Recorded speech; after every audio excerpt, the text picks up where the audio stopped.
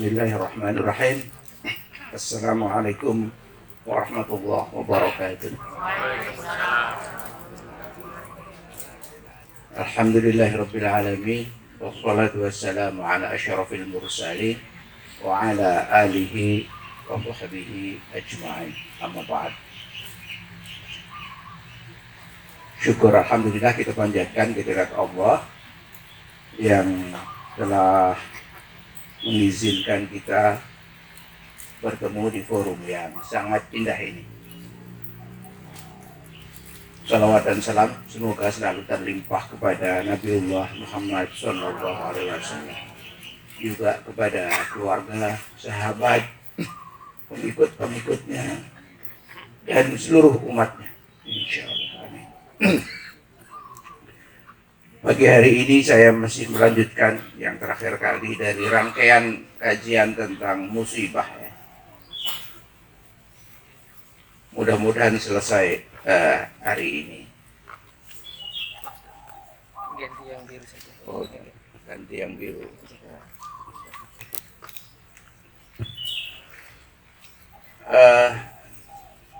Musibah kita sudah bahas.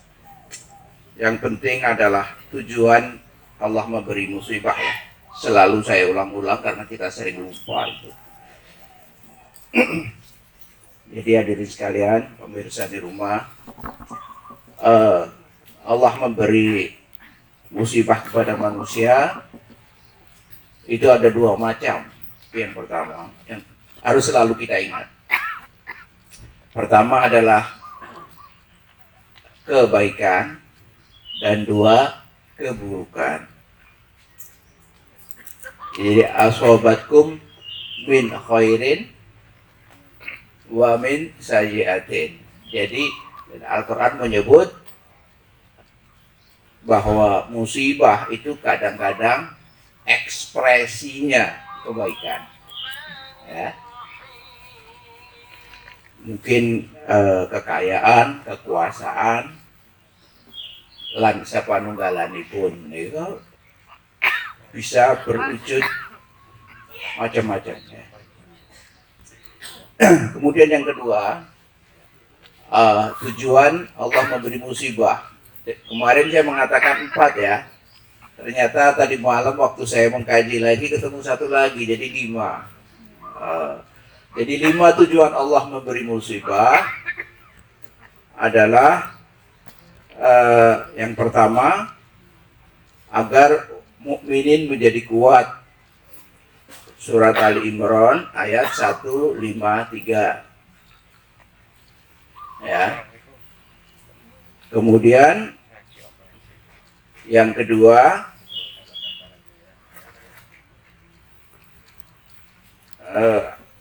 untuk mengingatkan manusia yang lupa, diingatkan dengan musibah, shock terapi ini, ya, yaitu surat Ali Imran surat 3 ayat 172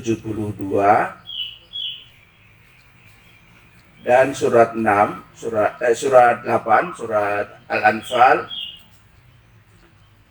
ayat 156. Ini bicara tentang tujuan musibah yang kedua, yaitu mengingatkan yang lupa. Yang ketiga, yaitu memberi azab kepada pendosa, pada orang-orang pendosa. Ini banyak sekali. Karena itu saking banyaknya ada beberapa, jadi orang mengatakan bahwa musibah itu selalu sebagai azab. Nah, tapi sebenarnya ini yang ketiga saja. Surat Al-Maidah surat 5 ayat 49. Kita lihat angkanya mudah diingat semua ya. 3153.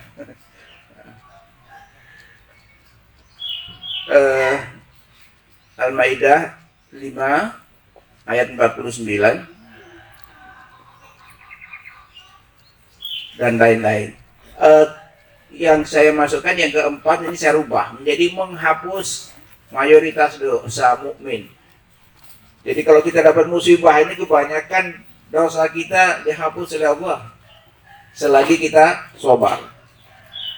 Bayangkan, jadi sikap sabar di dalam menghadapi musibah adalah jalan untuk mendapatkan ampunan dari kebanyakan, majority.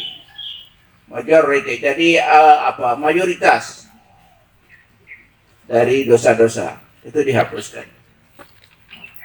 Surat 41, surat Asy-Syura ayat 30. Ya. Kemudian yang kelima, yang kemarin keempat saya jadikan kelima, adalah supaya orang mukmin membuat perencanaan, belajar dari musibah yang lalu, kita membuat perencanaan, mengubah diri, membuat perbaikan agar musibah tidak terulang. Ya, ini yang penting. Nah, ini tujuan ini selalu saya ulang dengan harapan kita tidak salah persepsi dalam menghadapi apa saja pemberian Allah. Kadang-kadang berupa kebaikan, sering kita terlena. Baik.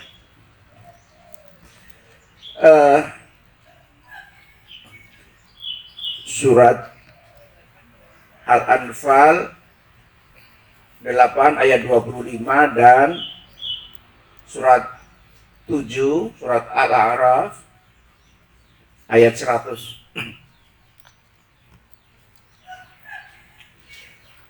Jadi itu tujuan yang harus selalu kita ingat. Dan definisi musibah itu segala sesuatu yang datang dari langit kepada kita. Langit itu suatu lambang, sesuatu kata untuk melambangkan yang di atas dan besar. Artinya Allah maksudnya. Maka kita sampai sering mengatakan langit itu dianggap surga di mana? Di langit. Nah, karena di hadapan Allah. Ya. Dalam bahasa Inggris, heaven itu di langit.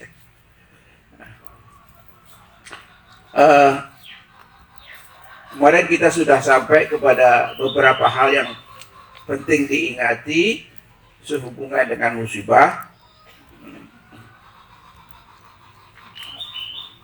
Yang perlu diingati, yang ketujuh perlu saya ingatkan adalah surat 4 ayat 79 tadi, yaitu ada musibah yang wujudnya kebaikan. Ya. Ada musibah yang wujudnya kebaikan. Bahkan di dalam surat Yusuf itu dikatakan ilmu dan rahmat Allah itu digunakan kata asoba. Jadi digunakan kata diturunkan dari langit. Jadi bisa jadi musibah itu. Jadi musibah itu kadang-kadang kebaikan, kadang-kadang keburukan.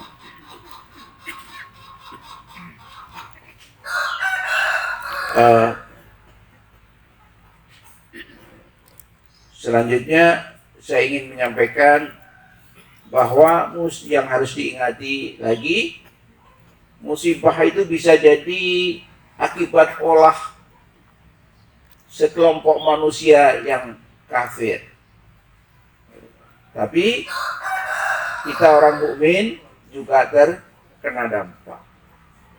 Nah, surat Ali Imran ayat 120, surat 3 ayat 120 mengatakan kalau satu kebaikan mengenai kamu orang mukmin, mereka bersusah, bersedih. Tapi kalau mengenai kamu satu keburukan, maka yafrahu biha, mereka senang. Wa in tasbiru, kalau kamu bersabar, wa tattaqu, dan bertakwa, la yadurrukum kaidukum syai'a, Kebencian mereka tidak akan mengenaimu sesuatu sedikit pun. Jadi syarat kita terbebas dari bencana sosial, ya. Jadi ayat ini sebenarnya bicara tentang musibah sosial. Caranya apa? Caranya adalah sabar dan takwa. Jadi bencana sosial akan dihindarkan dari umat mukmin kalau kita bersabar dan bertakwa. Ya, sabar dulu sudah kita bahas ya. Ada 12 makna sabar dan sebagainya. Sekarang sudah bertambah, sudah bukan 12, sudah 13 dan 14 lupa saya. Jadi ini hal yang patut diingati.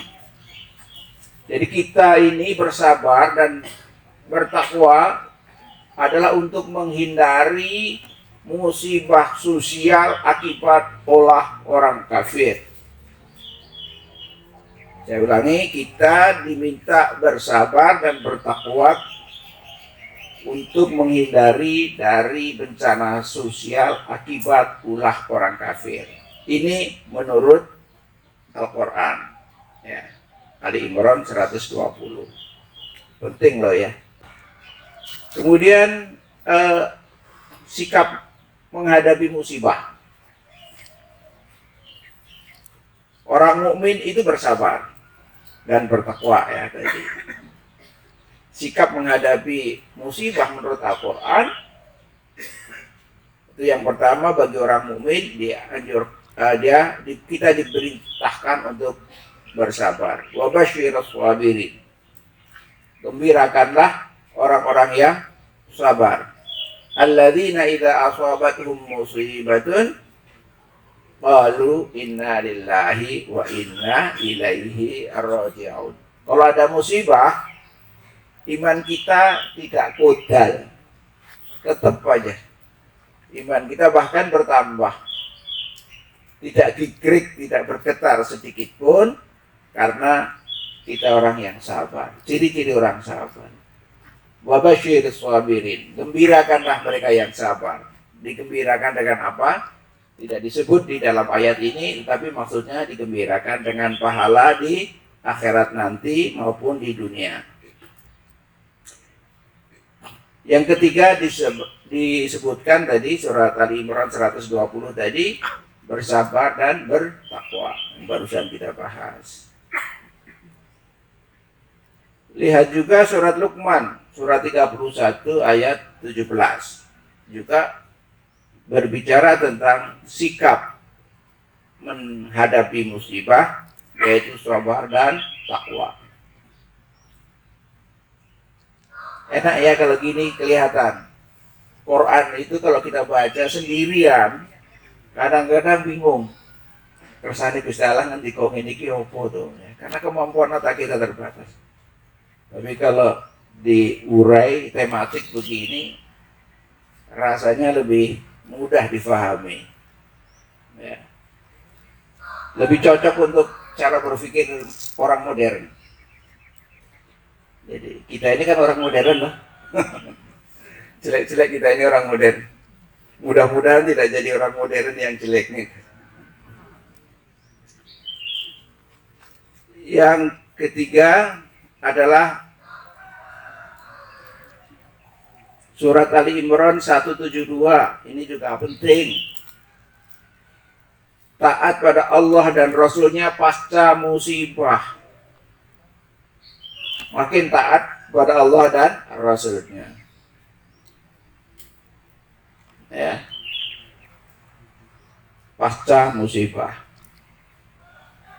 Kita dulu di 2006 sudah orang-orang juga sudah mendemonstrasikan di dunia, malah dipuji ya. Habis gempa seperti itu tidak ada huru hara. Hanya ada huru hara sedikit di hari keempat, H+3 atau H+4 di mana itu? Wedi 12 masuk itu mana itu? Ya, itu ada sedikit masalah ya. Orang sudah terlalu lapar, sudah tidak makan, nah, beberapa hari keempat datang bantuannya sedikit, tapi genderono kah banget gitu. Ah, marah orang. Itu aja. Ya itu wajar itu ya. Nah. Jadi yang keempat adalah tadi sudah saya sebut juga pengaruh sosial. Musibah datang dari pengaruh interaksi sosial dengan kaum yang lain. Dan kita diminta membuat perencanaan ya. Jangan sampai terulang lagi gitu. Apakah kita sudah membuat perencanaan? Ya, mari kita periksa diri kita. Jadi ujung-ujungnya itu kita harus ingat bahwa Al-Quran itu ada kata-kata yang hanya diucapkan satu kali. Ya, sangat penting. Misalnya inna dina indallahil Islam.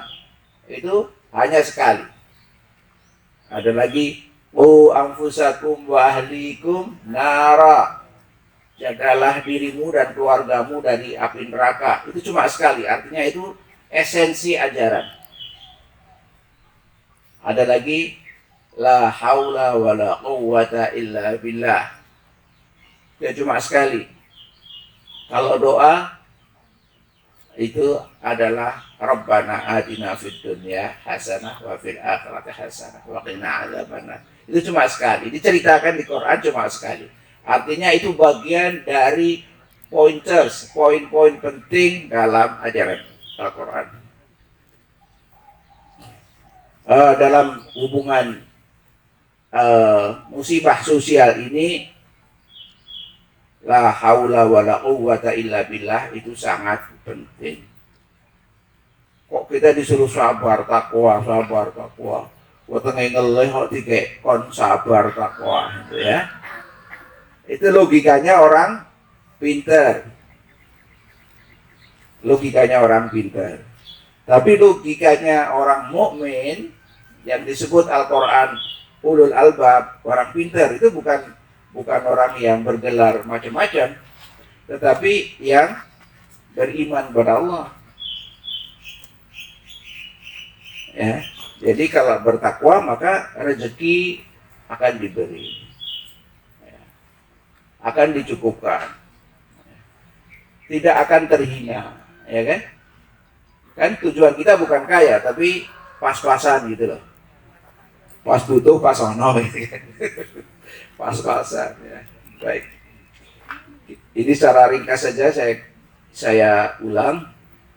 Karena tadi malam saya perhatikan, kemarin terpotong-potong, sebagai penutup, perlu di review secara umum dari awal. Nah, yang kelima adalah musibah ini turun untuk menguji orang mukmin. Ya. Ali Imran 166. Jadi ini ujian. Dengan ujian itu kita tahu siapa yang berpegang pada Quran, siapa yang pura-pura. Jadi kita bisa tahu siapa kawan, siapa yang bukan kawan. Ya. Jadi ini penting sekali. Jadi saya kira saya belum tentu sebulan 2 bulan lagi sempat matur dengan panjenengan, maka yang penting-penting saya refresh.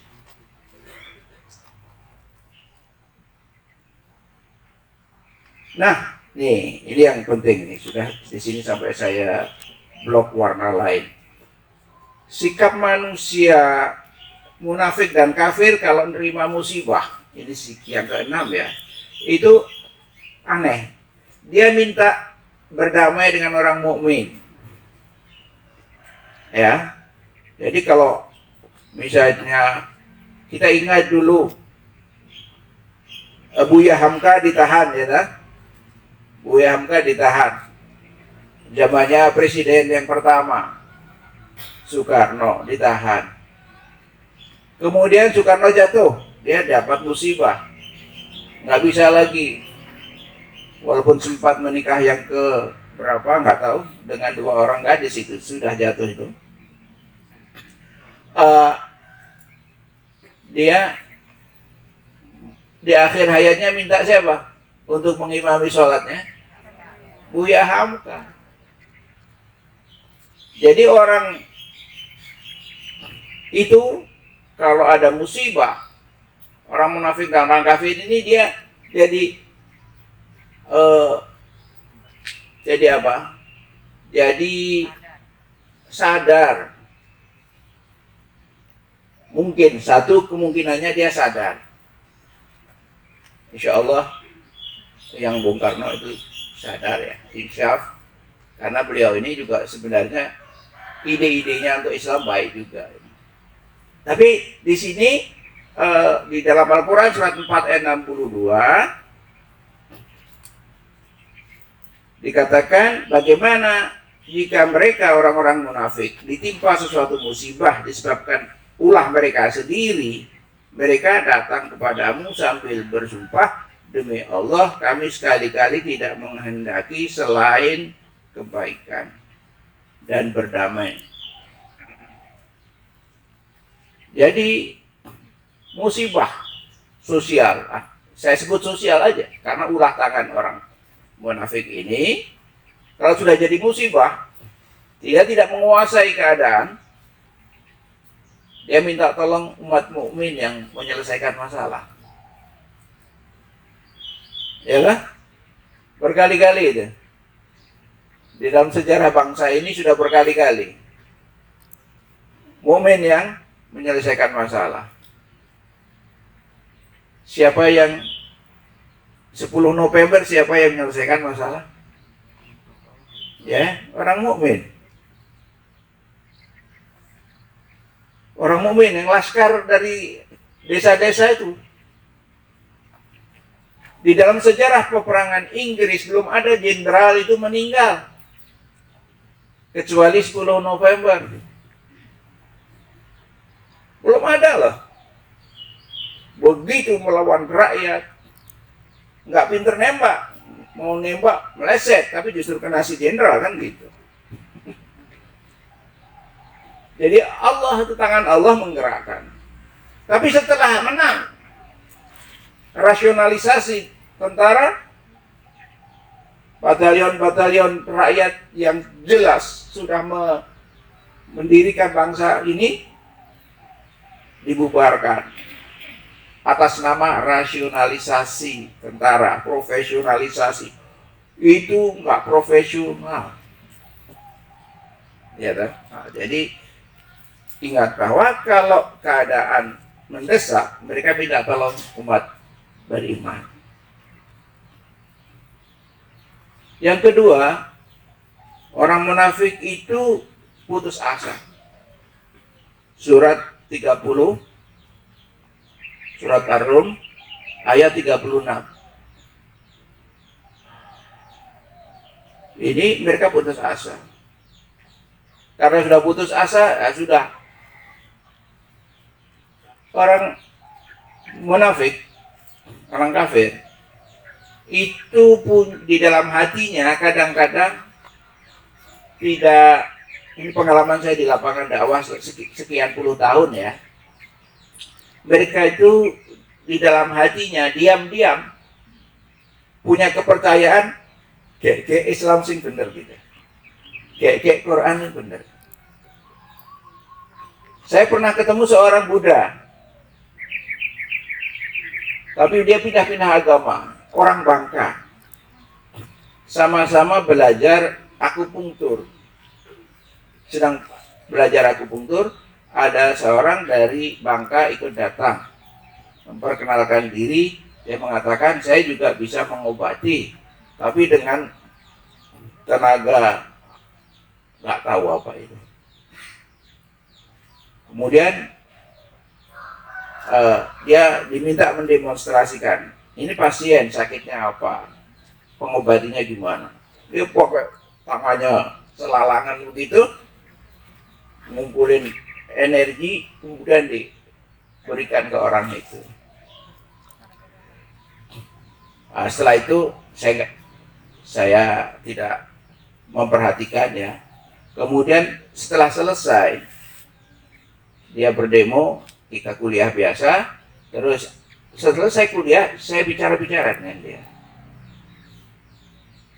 Apa kata dia? Ini bahasa dia ya.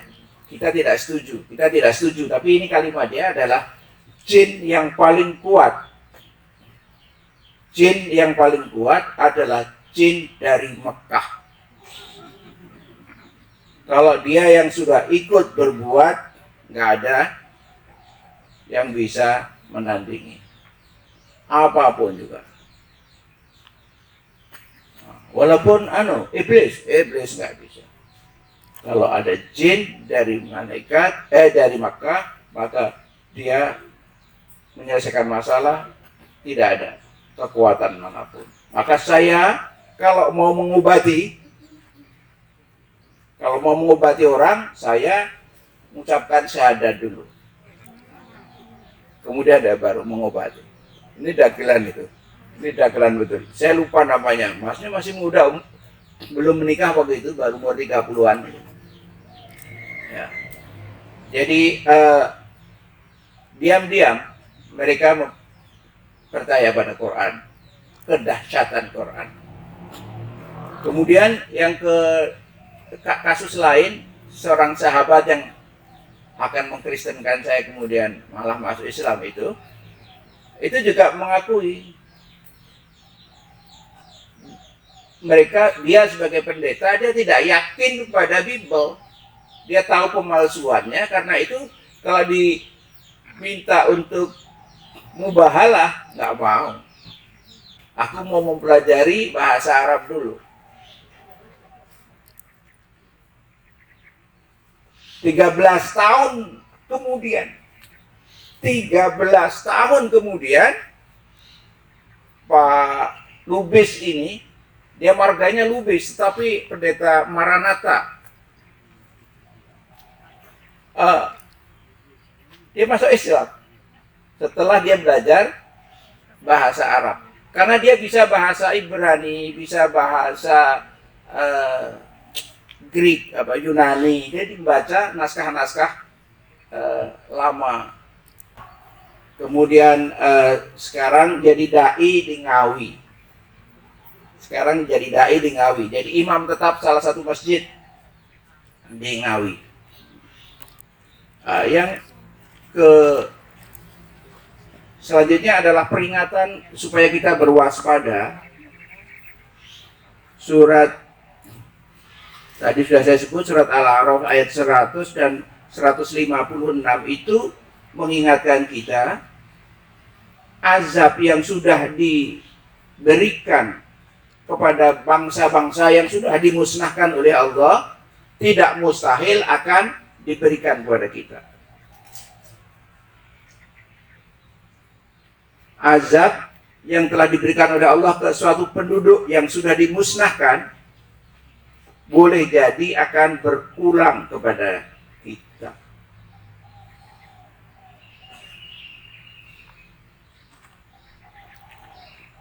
Ayat 100 Al-A'raf. Apakah belum jelas bagi orang-orang yang mempusakai suatu negeri sesudah lenyap penduduknya, bahwa kalau kami menghendaki, tentu kami azab mereka karena dosa-dosanya. Kenapa perlu disebut yang sudah dilenyapkan? Karena Allah ingin mengingatkan, itu bisa saya buat lagi. Pada 26 Mei 2006, habis subuh itu saya membaca Quran surat Hud. Itu ceritanya ada 3 bangsa yang dimusnahkan di waktu subuh. Jadi saya ketakutan. Selesai surat Hud, ketakutan. Saya buka semua pintu, saya buka semua jendela, kunci-kunci saya buka semua. 10 menit kemudian datang gempa bumi. Allah kok membuat saya ketakutan membaca surat Hud itu ya. Menceritakan tentang azab yang diberikan kepada 3 bangsa di masa lalu, yang itu datangnya di waktu subuh.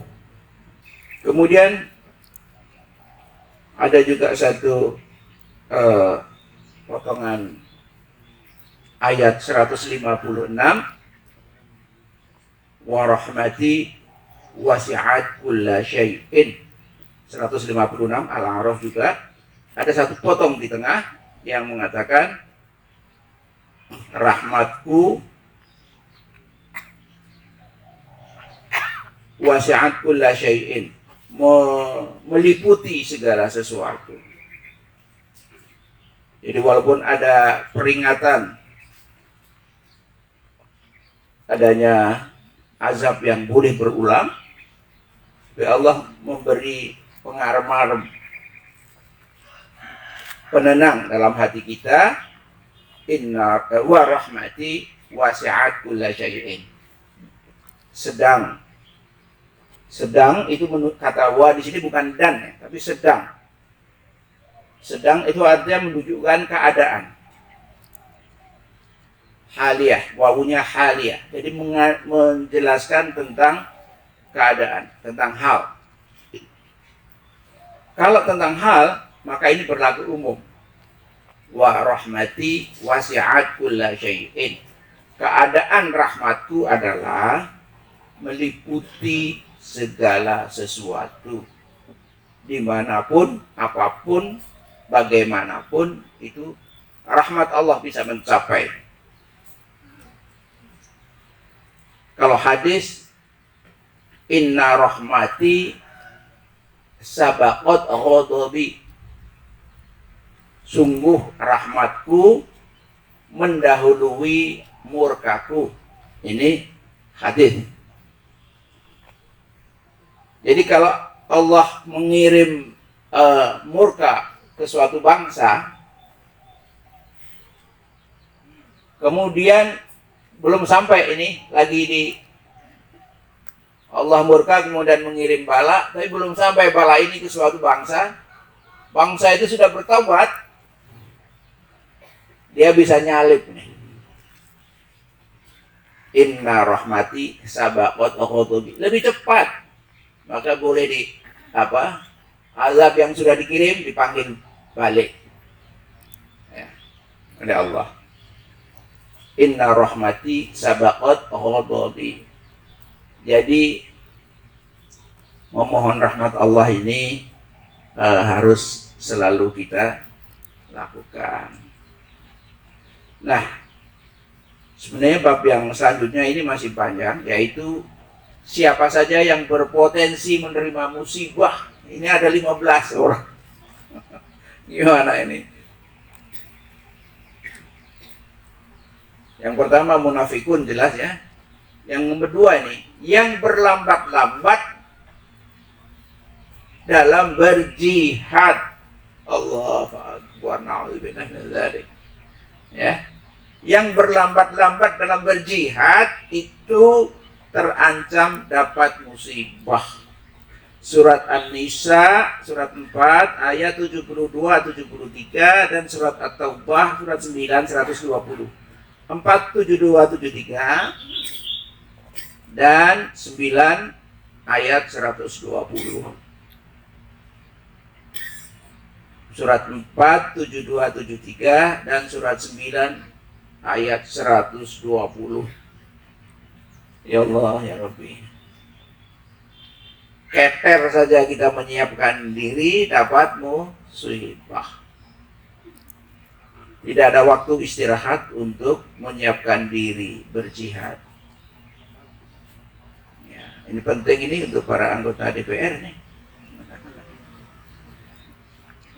Yang ketiga, yang tidak berhukum kepada Allah, mudahlah itu ya kita fahami.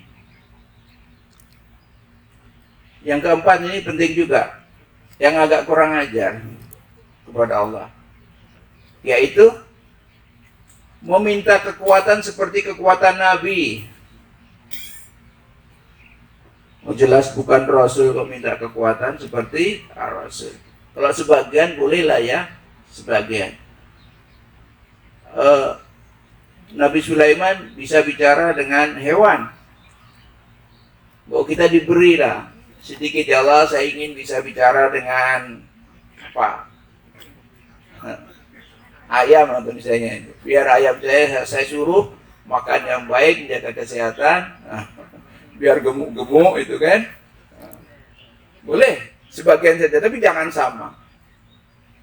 Kalau saya kepingin misalnya, tapi belum saya ucapkan ini, cuma baru azam, kepingin kalau bisa bicara dengan pohon, itu bagus juga ya. Misalnya ada teman sakit, encok gitu kan, waduh, terus saya tanya kepada pohon-pohon, sopo sing iso nambani gerai Pak Noyo kae, sopo, kadane aku kula, kowe karo sapa kancamu? Ya, perbandingannya piro? Nah, udah dapat resep itu. Waduh, kalau bisa begitu ya.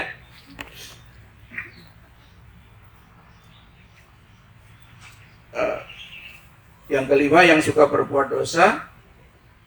Yang keenam, yang suka membuat tipu daya kepada orang mukmin. Yang ketujuh, Al-A'raf 131. Al-A'raf surat 7 131. Mereka yang menuduh mukmin sebagai sumber bencana.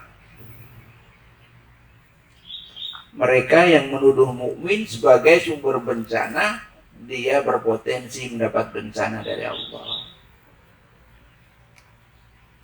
Ya, surat Al-A'raf 131. Surat 7 131. Yang kedelapan, yang tidak beriman, tidak bertakwa, dan tidak berzakat, mudah difahami.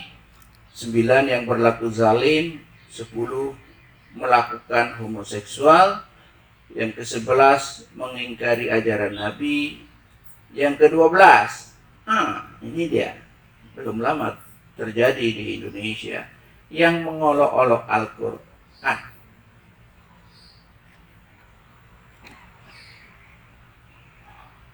Ini saya tidak nyindir karena ini sudah saya tulis lebih 2 tahun yang lalu ya. Belum ada orang, waktu itu masih zamannya siapa nggak tahu ya. Waktu Lombok, gempa bumi Lombok, ini saya tulis ya. Saya cari itu musibah. Yang mengolok-olok Al-Quran surat 16 ayat 34.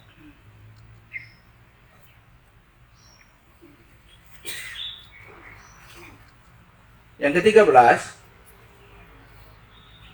ini angkanya bagus, jadi pastinya penting sekali. Yaitu yang menyembah Allah tapi tak begitu yakin pada Allah. Kayaknya sering ya. Kira-kira sering lah ya. Dapat dibayangkan bahwa ini umum terjadi. Surat 22 ayat 11. Surat Al-Hajj ayat 11. Yang ke-14, yang tidak suka pada sunnah Rasul. Yang ke-15, yang bertindak kejam dan membunuh muslimin. Nah, jadi nampak beberapa ayat tidak saya sebut ya, karena masuk akal aja, begitu aja, nggak usah perlu apa ayatnya, kita juga paham. Tapi yang saya sebut nomornya surat dan ayat adalah yang sangat penting, sering kita lihat dalam kehidupan sehari-hari. Jadi kesimpulannya, sudah jam 7 ini. Kesimpulannya adalah musibah ini, tematik musibah ini kajian sederhana, tapi saya usahakan selengkap mungkin ini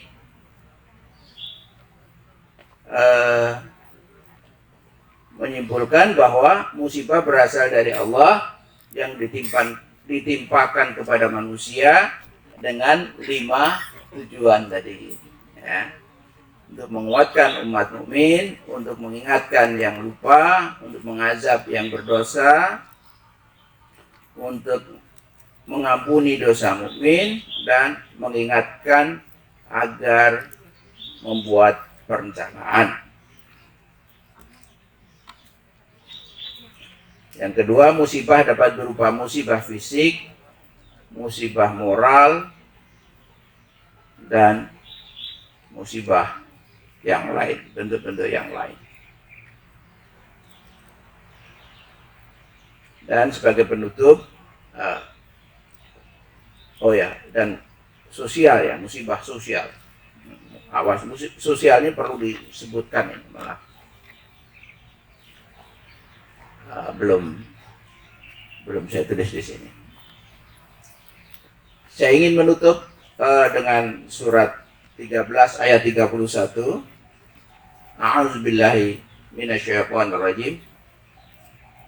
Walau anna Qur'anan suyirat bihil jibal aw qutti'at bihil ard aw kallama bihil mauta bal lillahil amru jami'an. Sekiranya ada satu kitab yang dengan kitab itu, bacaan itu, gunung-gunung digoncangkan, bumi jadi terbelah, dan orang mati bisa bicara, tentu itu adalah Al-Quran. Sebenarnya segala sesuatu itu milik Allah. Maka tidakkah orang-orang yang beriman itu mengetahui, seandainya Allah menghendaki semua manusia beriman, tentu Allah memberi petunjuk kepada manusia semuanya. Dan orang-orang kafir senantiasa ditimpa bencana disebabkan perbuatan mereka sendiri, atau bencana itu terjadi di dekat tempat kediaman mereka sehingga datang janji Allah. Jadi walaupun Al-Quran itu begitu dahsyat,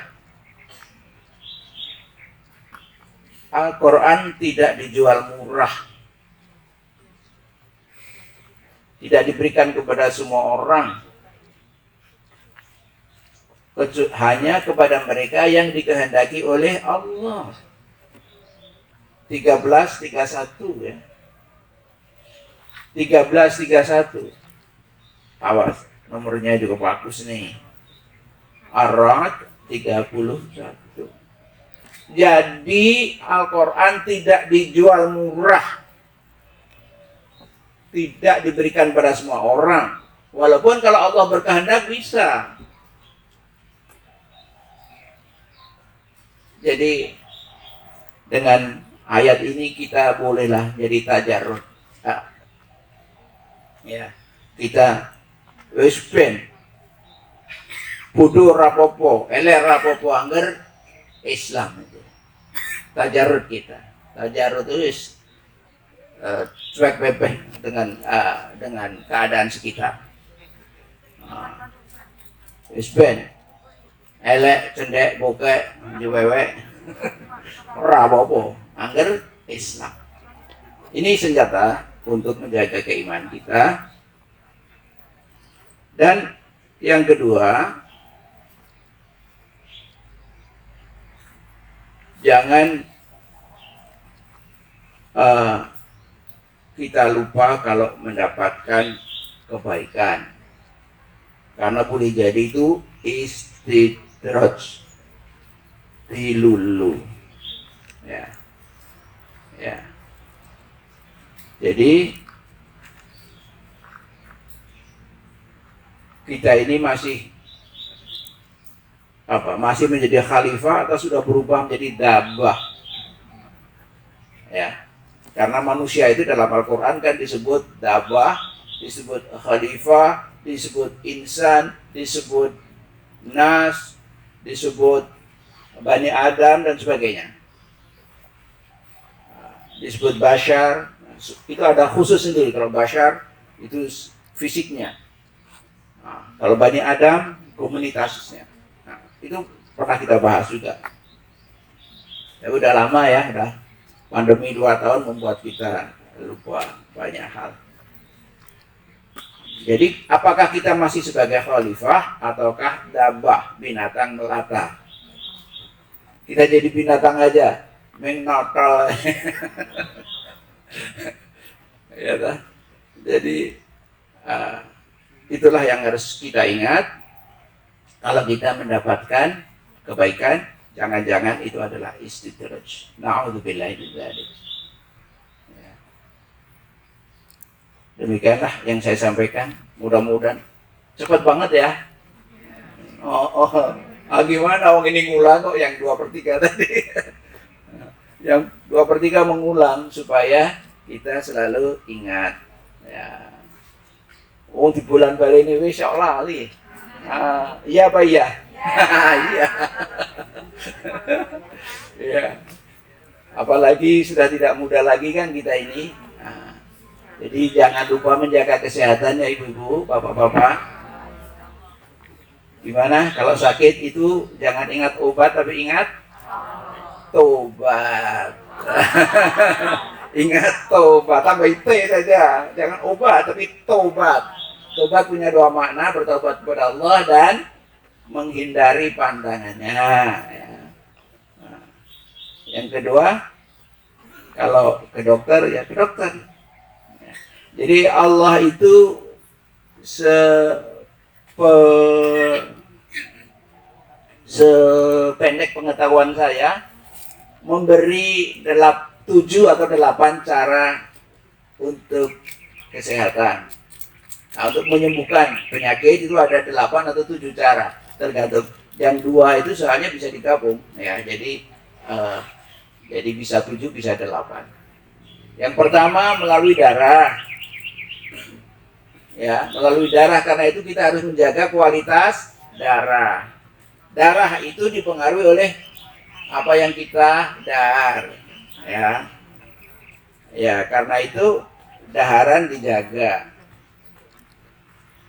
Ini sudah tua ini katanya tidak boleh makan ini. Boleh, tapi tidak boleh sampai kenyang. Cuma icip-icip. Icip-icip itu sak sendok wae kan. Tongseng gimana Ustaz? Boleh, sak sendok wae kan gitu.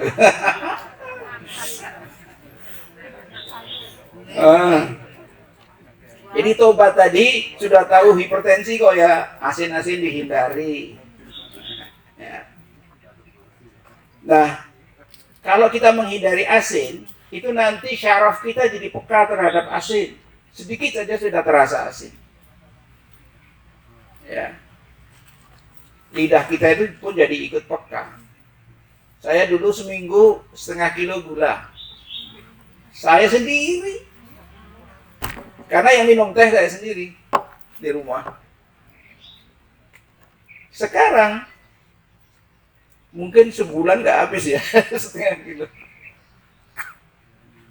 Ya, jadi dulu itu 2-3 hari udah entek tuku seperapat gitu ya. Nah, sama istri saya udah diberikan 1/2 kilo. Ternyata seminggu habis. Dosis saya dulu. Tapi setelah diniati, yo iso kok. Kemarin saya ada tamu, kakak saya datang. Saya sugui teh. Di lidah kami sudah manis. Kakak saya mengatakan, urung nganggo gula ya cap. Ya. Kakak saya memang suka manis. Jadi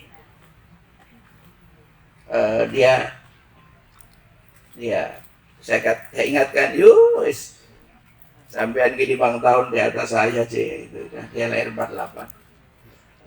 Jawabnya, mergo aku tas ngombe tas mangan duku legi iki mau. Dadi ora kerasa. Biasa. Putri-putri itu memang pintar untuk jadi diplomat. Ya.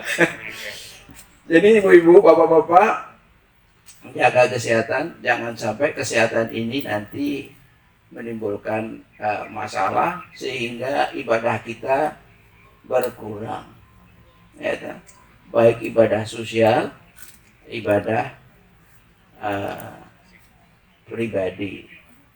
Walaupun bagi yang sudah gerah, yang sudah kerepo, jangan khawatir, ibadah itu ada dua, ibadah fisik dan ibadah hati.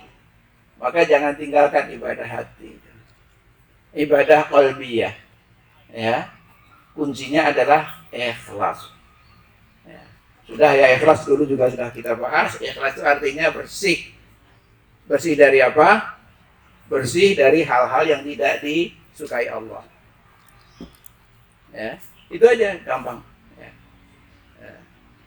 Demikianlah, udah jam 7:15 tadi mulainya juga 6.20, jadi kita akhiri dengan kita doakan saudara-saudara kita yang hari ini tengah sakit. Mudah-mudahan Allah mengusir penyakitnya, karena penyakit itu adalah makhluk. Yang bisa mengusir hanya Khalik. Dokter itu hanya ikhtiar. Ikhtiar itu artinya usaha menuju yang lebih baik. Ikhtiar itu memohon kebaikan artinya. Jadi ikhtiar atau usaha ini hanya ya usaha kita untuk menjadi baik.